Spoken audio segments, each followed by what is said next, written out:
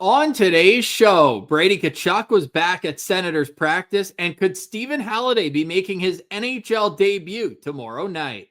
And we head over to Madison to catch up on the Wisconsin Sens with Todd Milewski. This is Brady Tkachuk, and you're listening to the Locked On Senators podcast. You're Locked On Senators, your daily podcast on the Ottawa Senators. Part of the Locked On Podcast Network, your team every day.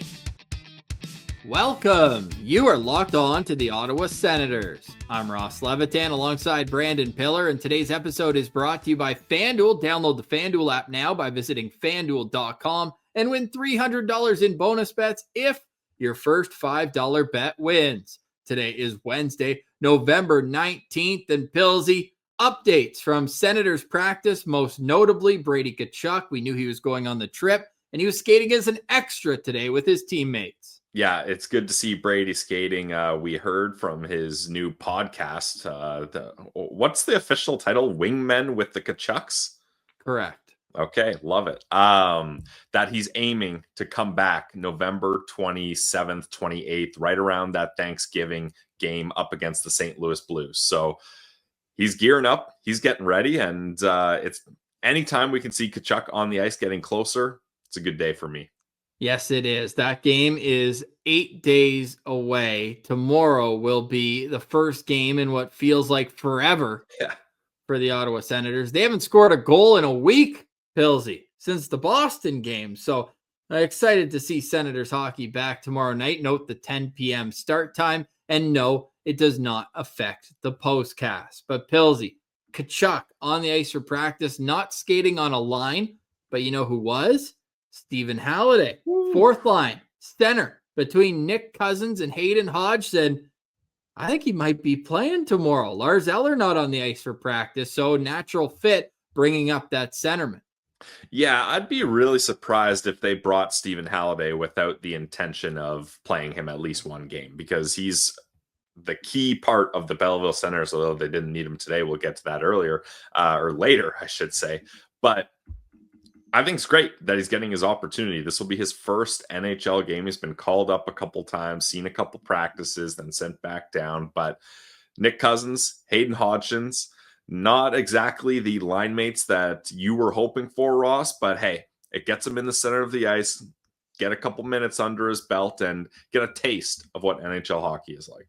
That's what this is going to be, a taste. And if he plays 7-8 minutes, perfect. And maybe he has that creativity blossom. But I think for him, it's just about going out there and not trying to do too much, not trying to say, wow, this is my opportunity to in 5 minutes show this team why I'm being called up to the National Hockey League. It just has to be a very calm, steady approach. When you have the guys ahead of you in the middle of the ice, you don't have to be the disher each and every shift. So hopefully he gets in. Going to be curious to see who's taking faceoffs on that line. Are they going to throw the kid right to the wolves and say, hey, go get him? Oh, yeah. And how sheltered would the minutes be? But it would be the first rookie lap of the season for Ottawa this year. So I'd be fired up. We've obviously been, he's been a friend of the show for a long time. I think a 6 or 7 time recurring guest. Just an awesome dude, and really, really going to be happy for him if it does come to fruition tomorrow night.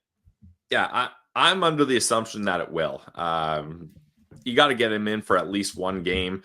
Give Lars Eller the time he needs. He's a vet that's been really good for the Sens so far. So if he needs that break, you got Stephen Halliday with you. It'd be silly not to use him, in my opinion. So I'm expecting to see him tomorrow night. Okay, so what would you hope to see from him then? Kind of similar to what you said. I'll echo your statements, is just play a smart, responsible game. You're not up there with Timmy. You're not going to be able to kind of have that familiarity of playing top line, top power play minutes. So it's just about getting into the groove of things in each shift, not making any big mistakes here. But Stephen Halliday is the type of guy, high hockey IQ. I don't anticipate he's going to try to do too much or make mistakes anyways.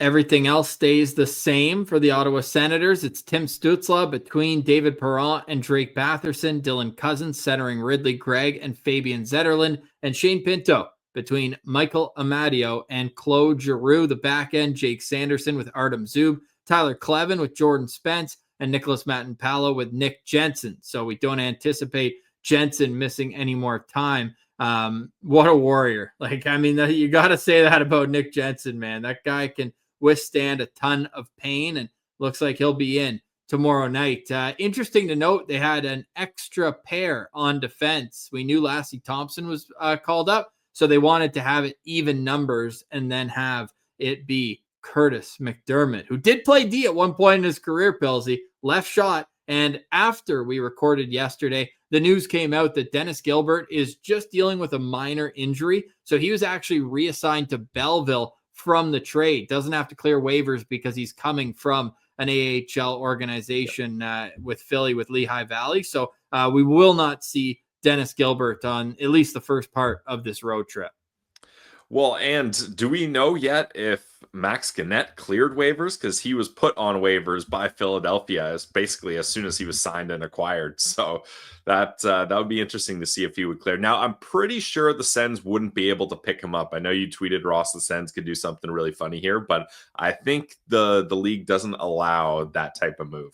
Yeah, no surprise. And obviously it's time for a fresh start for the player, and he feels that way, didn't want to sign. And Ottawa will be seeing what they decided on in Lassie Thompson at NHL practices now. And we'll see if Lassie gets into another game with Ottawa. Waivers would have been done by now. And I don't know if we just missed the Michael Tomasino sweepstakes. He was the other player on waivers. And yes, per Elliot Friedman, both players cleared waivers. Hey, quick note, man. What is going on in the National Hockey League right now? We heard about the Jack Hughes injury, freak accident at a dinner, had glass or his hand. Anyways, you see the latest one in Florida? No. Eetu Losterainen, who's having a great start to the year, is week to week after suffering burns during a barbecue accident. Oh, dang. What's going on? Yeah, that's a weird one. So clearly no dinners, no barbecues. Let's get all our food safely given and served to these players. Wow, that's tough week to week. Yikes. Yeah, 10 points in 18 games for Losterainen this year. He's on a line with Brad Marchand and Anton Lundell. They're dealing with a ton of injuries down there in Florida, and he's a good player. Man, for a while it was just unique to Ottawa when Craig Anderson cut his hand on frozen chicken at home. He missed a ton of time with that. Yeah, I mean, these things do happen. It happens not just in hockey, baseball. There's been some weird ones too. Also, Ross, we got an update from our guy Jackson Starr that Thomas Chabot was on the ice at the end of practice doing individual drills. So at least it's looking like he's working his way towards coming back as well. Okay, so Chabot on the trip, Brady Tkachuk on the trip. That's a great start to it. And then you add in that the Senators have had especially relative to their former Novembers, a pretty successful one so far with a record of 3-1-3. They got a +1 goal differential. What are you laughing about? 3-1-3 is just a hilarious record to be like, this is the best November ever. Yeah, he lost 4 out of 7 games, but you know what, Pilsy? Hey, that's points. That's 9 points in my book. So yeah, it is kind of ridiculous. You know what else is tough? Sens record out west. They have not had a kind trip to California in quite some time. The Hamburglar run is so ridiculous. That was at the peak of the California teams, and he went in and shut out 2 of them on back-to-back nights. That was kind of the start of like people catching attention. He'd already had a couple good games before then. That game against Montreal where he got thrown in first game, 40 saves. And then after that trip, everyone was like, what's going on? 21-2 record. Ridiculous. And the California trip is working its way back to being a gauntlet. Like there was a good, 5-year stretch there where San Jose, Anaheim, and LA were top teams. Like San Jose was a contending team for years till the Carlson trade, ironically. Well, the year after, thank goodness, because they got that far, they owed Buffalo their first round pick for a Vander Kane trade, which pushed the pick they gave Ottawa a year later, which then clicked in at Tim Stützle.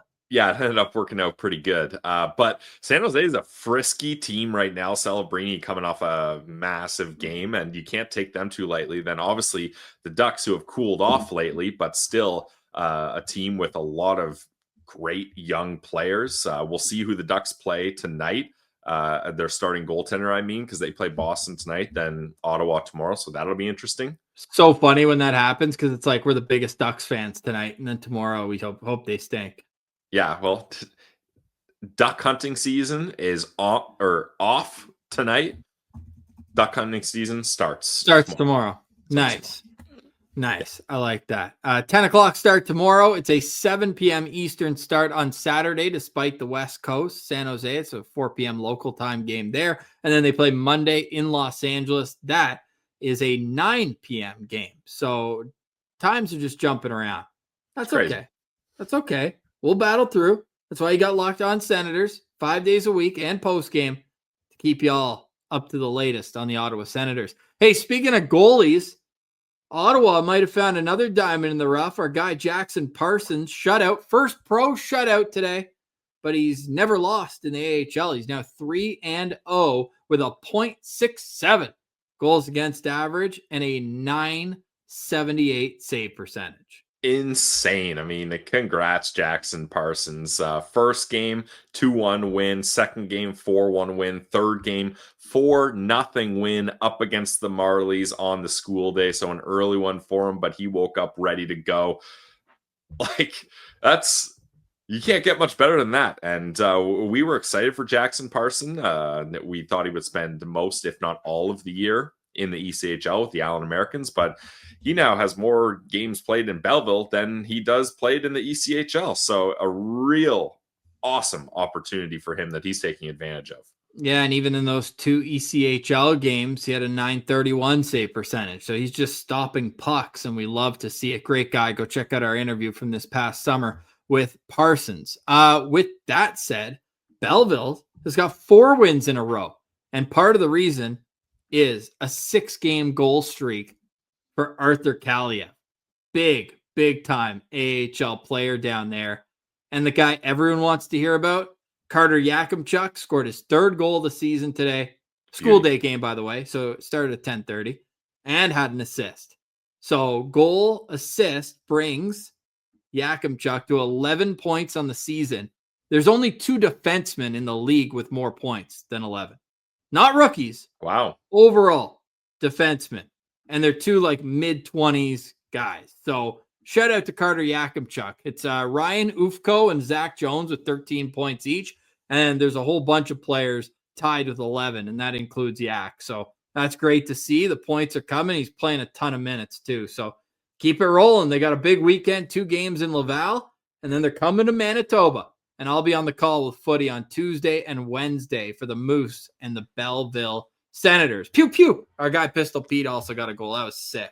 Yep. Yeah. Another school day game for you calling the game up against the Moose. So get up early for that one, guys, if you want to follow along. And now Belleville sits in a nice spot, 1 point back of the Rochester Americans and the Laval Rocket, who they'll play twice this weekend. So if things go well for them this weekend, they could take the lead in the North Division. So we love to see that. You know who else has a tough weekend? The WisconSens Badgers. They're taking on the #1 team in the country, Michigan State. So we figured it would be a good time to welcome on a future good friend of the show, Todd Milewski. He's been covering the Badgers. He'll tell you all about that. He is awesome for insight on Logan Hensler, Blake Montgomery, Bruno Ejan, Tyson Dick, and do we have a chance to be national champions? Ooh. Transfer portal is open, so I don't even feel bad. Like, it's the throw away the old toy,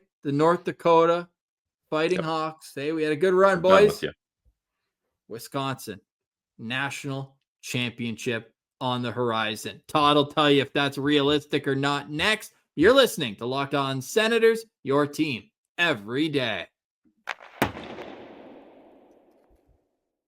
Today's episode is brought to you by our friends over at Rougiette.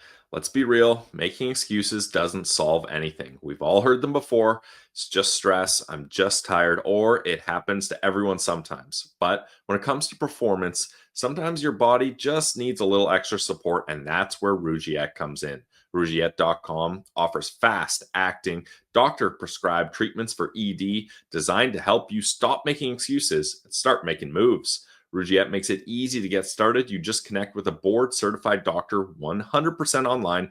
None of those awkward waiting rooms, no in-person appointments, and if prescribed, your treatment ships discreetly straight to your door. Nice and easy, simple, private, and it's all handled by real doctors. It's about confidence, connection, and getting back to the moments that matter. So visit Rougiette.com/lockedonnhl to get 15% off your first order. That's RUGIET.com/lockedonnhl. And don't forget to use our promo code LOCKEDONNHL so they know the Locked On Senators podcast sent you. Rougiette, stop making excuses, start making moves. All right, we now welcome a very special guest. We're heading to the home of the Wisconsin Sens, and that's where we catch up with Todd Milewski. It's his 30th season covering the Wisconsin Badgers hockey team. Todd, great to chat with you. Thanks for coming on the show. Yeah, thanks for inviting me. Really appreciate it. What's it been like covering this team this year? Felt like they were ranked maybe a little bit lower than we at least hoped, because with all the Sens prospects, we wanted to see this as a top 10 team in the nation. Didn't take long for them to climb up there, though. Yeah, Wisconsin's a program that gets a lot of respect just for the name that it has. It's a program that's had a lot of success over the years.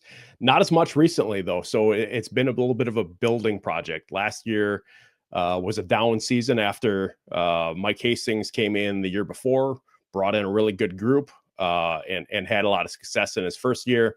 Last year took a step back, and so that was a little bit of the question of, well, which team are we going to see this year? And through 12 games, it's been pretty good, 8-2-2, pretty good start. A little bit of work that still needs to be done. Obviously, they're getting into playing some more difficult Big Ten programs. They've got a big series this weekend at number 1 Michigan State, which is going to be viewed by a lot of people if they have the streaming capacity to do it, I guess.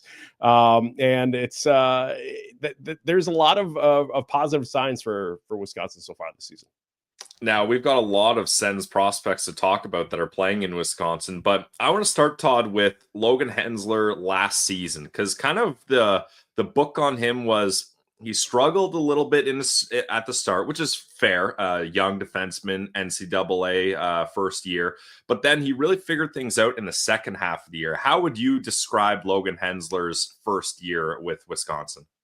That's a pretty good assessment. He went to World Juniors, and like we see a lot of young players, you go to the World Juniors, come back a different player, and I think that's a little bit of what we saw. We saw a little bit more confidence, a little bit more, just ability to think quickly, and that's the biggest thing when you jump up that level, is that things happen so much faster, and every level you go up, it happens a little bit quicker, and that really hits people pretty hard. Now, he played a lot of college games with the national team development program. He was there in a lot of those situations, but it's different when you get into those games that are not exhibition games for those college teams. It does happen a lot faster. And that was, I think, an eye-opening experience for the first, month or two of the season. Then he gets into World Junior Camp, does pretty well there, gets on the team, plays a limited role, but does, from all accounts, does pretty well in it. And then brings it back to Wisconsin and just looked like a player who heard a few times, look, you can do this. You are good enough to do this. Just put it out there and do it. Do what you know how to do. And it's amazing how when you hear that from the right people, it means something a little bit more, and it means you see it happen on a big stage and have some success like that team did.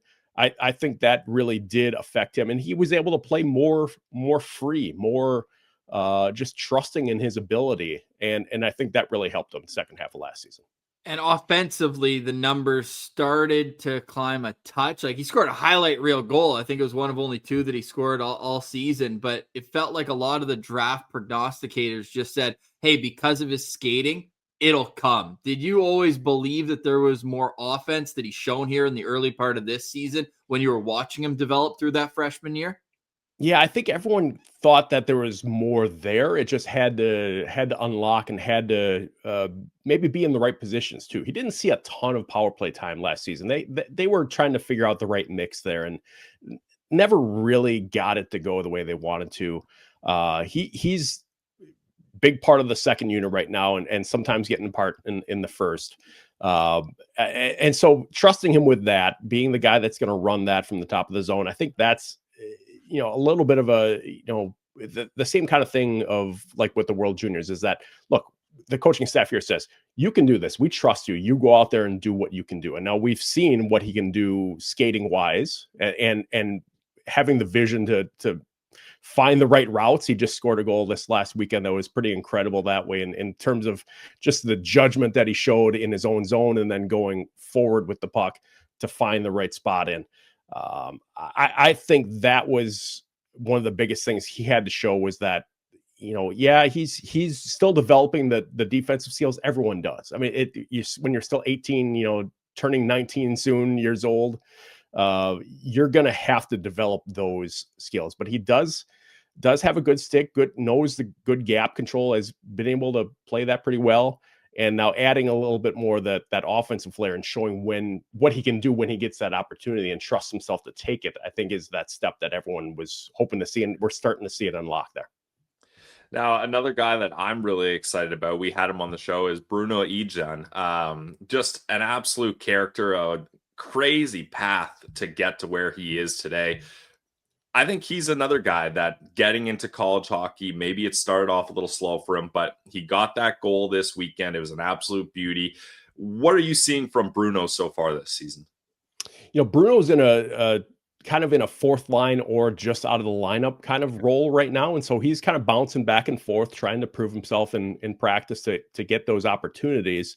He has had some time in the power play and it I don't say it went poorly, but he just didn't really show a lot as a weapon there, I guess.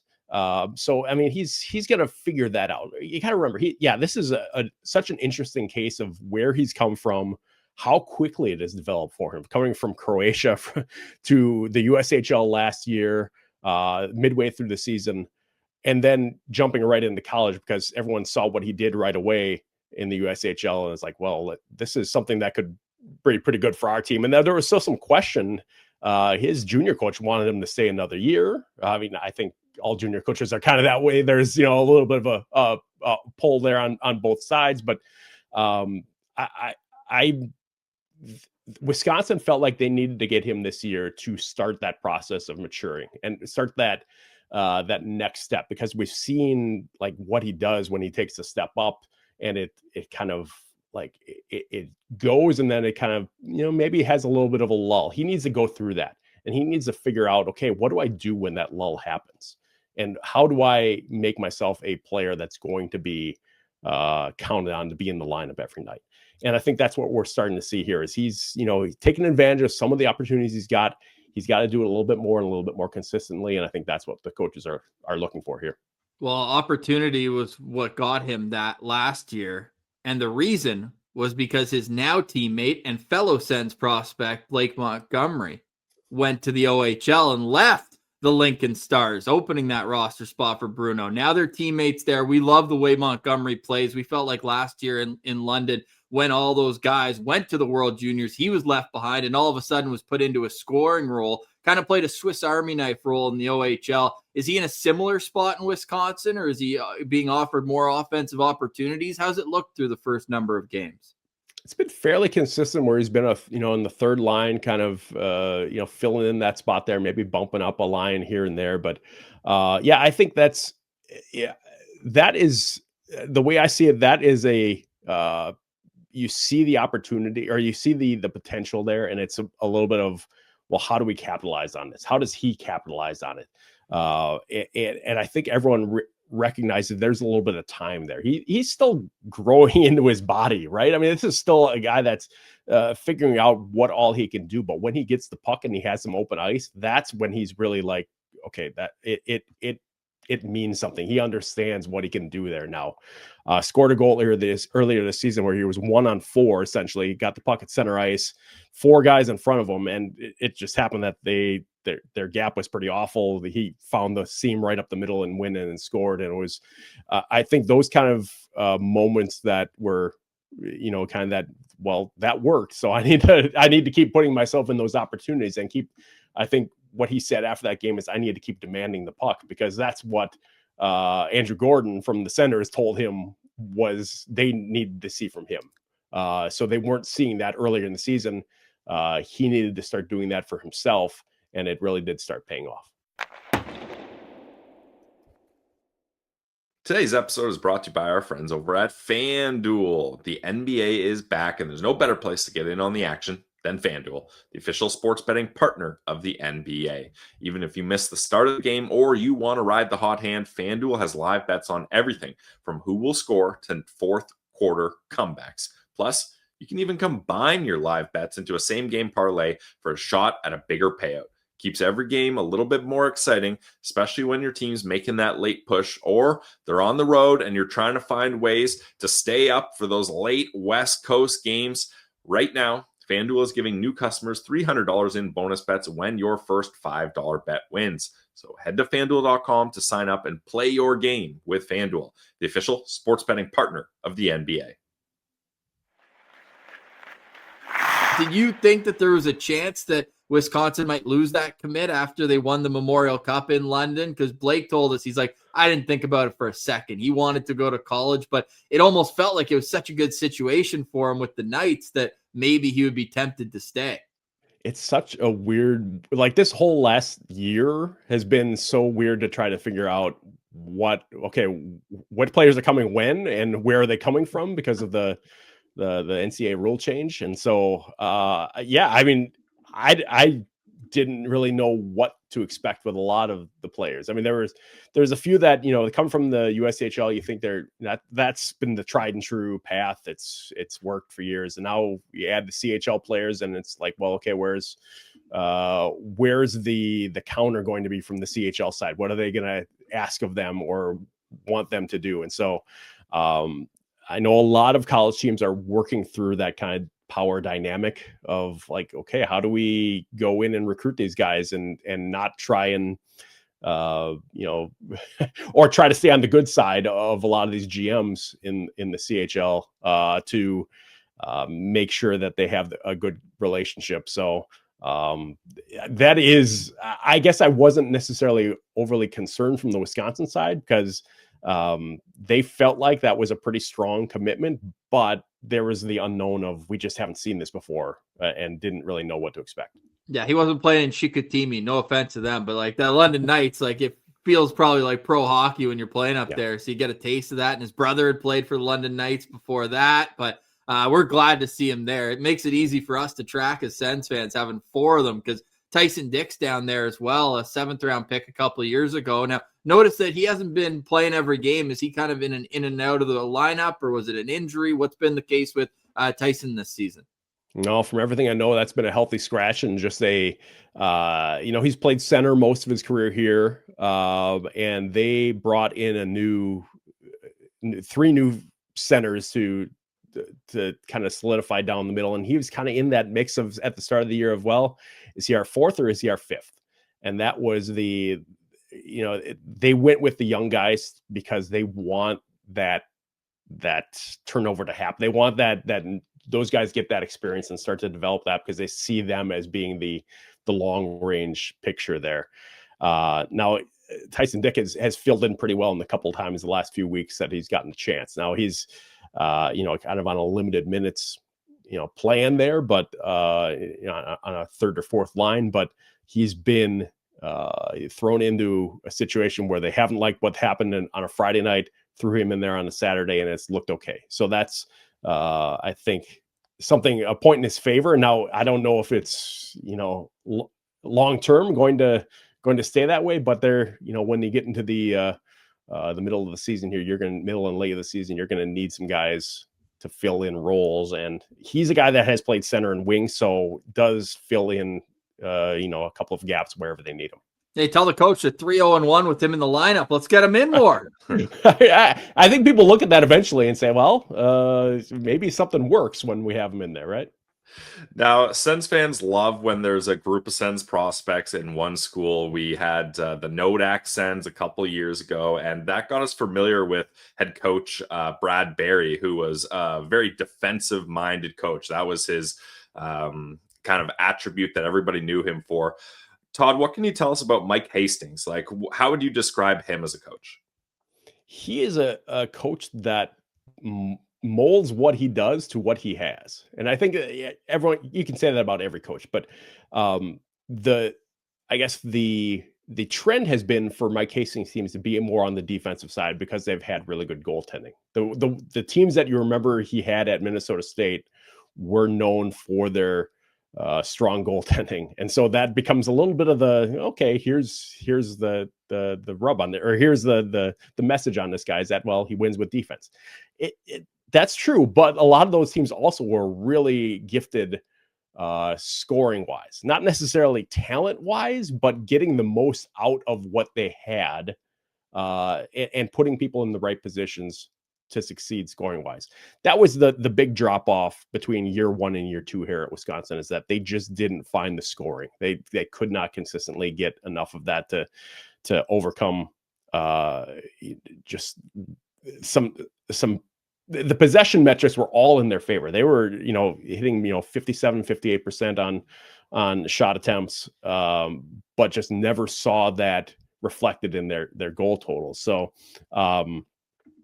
it does feel like Mike Hastings wants a possession team, wants a team that's going to be disciplined. And he's starting to see a team here that is more reflective of that, because you come to a new situation, and even with the transfer portal, it's going to be a couple of years before you get the kind of full team that you want to have and that you feel like is reflective of the style that you want. And I think at Wisconsin is starting to see that. And these 4 guys that are Senators picks are pretty big parts of that, especially the Montgomery part. Bruno Ejon is a bit of a project, but he's the kind of project that I think they like, because he's got size, he's got grit, he's got he's got scoring potential and the capabilities there. And then Logan Hensler on the back end is just a mobile, good puck mover, can do a lot of things for you, can be a power play guy, like I mentioned before, and these are the kind of faces that I think they love to have. That guys develop pretty quickly in college. All of a sudden, they grow like a mushroom, and all of a sudden they're ready. But based on what you've seen so far, do you think it's in their best interest for all 4 of those guys to be back in Wisconsin next season as well? How close do you think? I guess Logan Hensler, the first-round pick, would probably be the closest to the NHL. But 1, would you agree with that? And 2, do you think it's in their best interest to come back next season as well?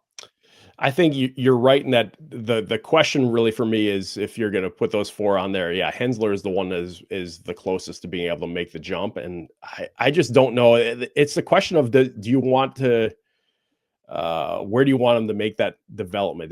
Could it be here for another year, or is it in the AHL? And then you risk, does he get lost in the AHL? What's the situation between there and the big club? And is he ready for that? I think there's a little bit that needs to happen more in terms of the,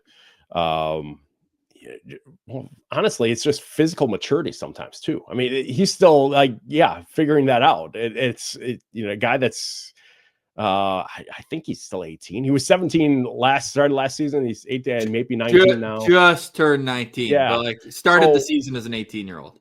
Yeah, that's that's a lot to ask from a 19-year-old if you're going to make a jump into the pros like that. We've seen it go both ways on guys. Some guys are just ready for it. Some guys take a little bit more time.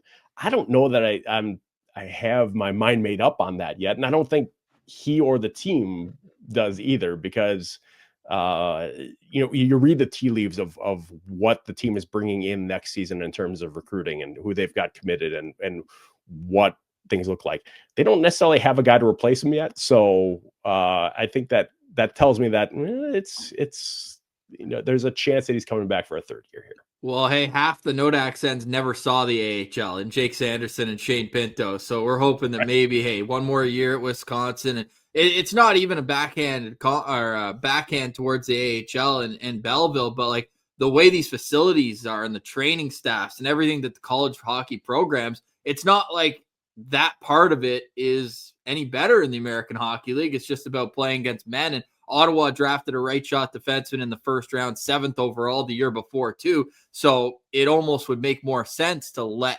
Hensler marinate in the NCAA while Yakimchuk is getting his footing, and then you can kind of do the process over. And looking at the schedule for Wisconsin, there's no easy weekends this season. It feels like they've got Penn State a bunch of times. They got Michigan. You mentioned this upcoming weekend against Michigan State. Has it always been like that with Wisconsin? Is that just a Big Ten thing where every weekend it feels like it's going to be a battle no matter what? I mean, this year is really different. I mean, the Big Ten has been good regardless for, since it started. It's really better than the NCHC or no? Well, I mean, maybe in regular season play, I'd say yeah, but what counts at the end is the titles, and the NCHC has won those. So I mean that's hard to overcome. But I think this season, especially when you look at the guys who have come in to Big Ten teams, McKenna's, Martones, it's really striking how much of a the Big Ten product was good, but it's become even better just over the off season. And we're seeing where a lot of those guys are making a difference, and it's it's going to be fun to watch this over the next couple of years to see if is this like a 1-year thing where the CHL change happens and all of this goes to the Big Ten and it just happened to be this 1 year where it worked, or is this kind of the way it is the rest of the way? Because you talk about the schedule. I mean, they play every Big Ten team 4 times. And so that's 4 games against Penn State, 4 against Michigan State, 4 against Michigan. Minnesota is usually a really strong team. They're having a down year, but 4 against Minnesota. And then you've got, Notre Dame, Ohio State, teams that you can't be overlooked there. And, Notre Dame's in a little bit of a rebuilding cycle, but Ohio State is always tough on Wisconsin. So that's the challenge here of being a Big Ten team, is that you don't get a lot of breaks in your schedule. Todd, final question for me, because we've had some Sens prospects at Wisconsin before, and one where they acquired him after he was there. But I was wondering if you had any Kyle Turris or Danny Heatley or Brian Elliott stories that you could share with us from your time covering them. Well, those are 3 of my favorite players to ever cover here, just because of, they did so many things that I can think. Okay, so let's start with Brian Elliott, the goalie on the last NCAA championship team here in 2006, had just an incredible season that got interrupted by a knee injury in practice. And I can still remember being at that practice and it happening, and just like this pall falling over the team, because they're ranked, in the top 2 or 3 in the country. Here's the guy that's been kind of carrying it for us, and now we don't know how long he's going to be out. I think it was like 4 or 5 weeks, something like that he was out. And came back. It took him a little while to get back into it, and then in the NCAA regional. So the NCAA tournament is 4 rounds. You play the first 2 rounds at a regional site before you go to the Frozen Four. That was in Green Bay, the regional here that year. So just a couple hours north of here. Big Wisconsin fan contingent. It's 8,800 people, full of Wisconsin fans. Gets a shutout in the regional semifinal. Plays Cornell into triple overtime in a 0-0 game in the regional final to go to the Frozen Four, which was in Milwaukee, just down the road from Green Bay, just over from Milwaukee here in Wisconsin. And gets a shutout there. They finally score in the 3rd overtime to win that one. It was just he set the shutout record here at Wisconsin. An amazing goalie in the time he was here, and I'm glad he had the career that he did in the NHL, because that was a guy that did so much work toward it. And his dad is an awesome guy. His dad was here a lot. Worked as a producer on the Red Green Show. So that's an amazing connection that he had. We talked a lot about that when he was here. But yeah, Danny Heatley, an incredible player in his 2 years here at Wisconsin. His first year, freshman year, just like lit it up. Was part of a great first line with Steve Reinprecht, who played a lot of years in the NHL too. They fell short of the Frozen Four that year. Everyone expected them to be there, and they lost in the regional final. Came back the next year, kind of was on his own a little bit more, and still was able to be an All-American style player and a Hobey Baker Award top 10 finalist, just because he was that good. He was that much better than everyone else. And it was really cool watching him play. And Kyle Turris, 1 year here, but made the most of it. Was a really solid, guy that you knew his career was going up from where he was, and you could kind of see that he was still trying to figure it out a little bit, even mid-season, but really toward the end did show that he was ready for that next step, and proved that right, I guess. Funny how mirrored it is, right? Like Heatley was the second overall pick in the NHL draft. Kyle Turris went third, and Brian Elliott went second last in a round that doesn't even exist anymore, right? Yeah. 291st overall, and was able to carve out a 543 game career. Unfortunately for him, though, Todd, we personally, Pilsy and I, ended his career. His last year with Tampa came to Ottawa, and we sat right behind the net, and we were giving it to him. And then he retired after a 7-2 loss. So I'm not saying that it was personal, but hey, we had to have something to cheer about that season, because it wasn't necessarily a good one for the Ottawa Senators. We're hoping for a good season in Wisconsin this year, and we really appreciate the insight, early season returns on the 4 Sens prospects there. So Todd, we'd love to have you back on the show as the Wisconsin Badgers make their way to a Frozen Four. I'm calling it right now. Let's have a successful season down there, and we look forward to reading and seeing all your work throughout it. So thanks so much for doing this. We really appreciate it. Yeah, I appreciate it, guys. Thanks a bunch. All right, Pillsy, stick taps to Todd for joining us. Great follow on social media as well, so go check him out there. Pillsy, has my hat been like this the whole show? I feel like I got corpusalo vision. I have no idea. I didn't do this on purpose. I was going to say, you do kind of look like you got Corpy vision there. Hopefully you've been able to see all the production buttons and get this podcast going without allowing a goal in the first shot. I feel like there's sun in my eyes. No, that's Corpy. What a weird guy. I just don't understand how he can even see. If I was his goalie coach, like, you think it's bad trying to get Tim Stützle to put tape on his stick. Imagine just being like, hey, what's the most important part about being a goalie? Seeing the puck. Well, why don't we just tilt this up? Whoop. Wow. I don't know how it happens either. Like, how does he get it? I think it's built that way. It's got to be built that way. Makes no sense. I had a dream last night that when Sens come here to Winnipeg, that they're going to ask me to fill in at goalie at morning skate. How'd that dream go? It was like equal parts. I was really, really nervous and like kind of wanting to back out. And you're like, bro, when are you ever going to get a chance to practice with an NHL team? And then I wake up in the hospital. I took a couple of high shots. I think you'd be more at risk of pulling a groin or something like that. No, because somebody who's heard me say something they didn't like is going to come in and ring one off the top of my noggin. You know who that's going to be? Curtis McDermott. Well, he might just drop the gloves and say, I got more ice time out here than in a game, and you got nowhere to run, kid. I might be older than Curtis McDermott. No, I don't. No, close. Anyway. It's probably close, yeah. Hey, I'm telling you. I've said it multiple times. Curtis McDermott, I bet you, is such a beauty, and I'd love to have beers with him. And he wins hockey games. I don't care how many shifts he has. I don't care what his advanced analytics are, the heat graphs, the charts. All I care about is the record when he's playing, and it's good. Here's a heat graph for you. When Curtis McDermott plays, the Senators are 5-1-2.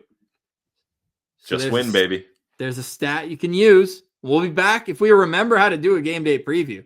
It's been about a year since the Ottawa Senators have last played a game, and it feels even longer since they've scored a goal. After being shut out by Anton Forsberg. No chance we play against a former Senators goalie, right? Just want to make sure we can do away with that narrative tomorrow.